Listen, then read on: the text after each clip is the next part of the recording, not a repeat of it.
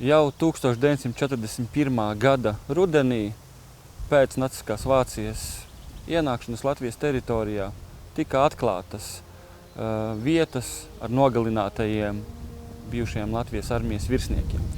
Daļu no viņiem pārbedīja šeit, Litenes kapos.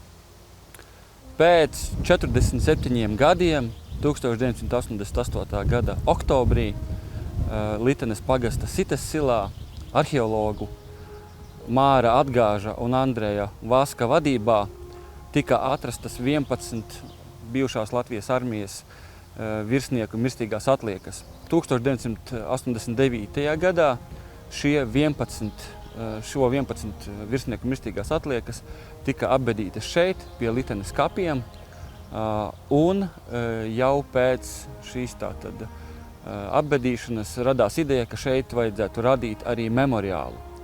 Ideja radās arhitektei Dinai Grūbei, sāpju siena, 11 baltie krusti, kas tika šeit uzstādīti jau pēc apbedīšanas, bet pats memoriāla ideja realizējās tikai 2001. gada 14. jūnijā. To realizēja tātad Dinas Grūbes kolēģi, un, kā mēs redzam, šeit tātad atrodas betona krusti simboliski, jeb kā to sauc par sāpju sienu.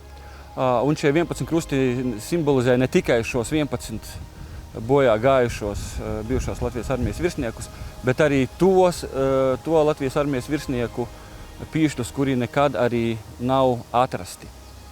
Pati Dina Grūbe šo ideju raksturoja šādi.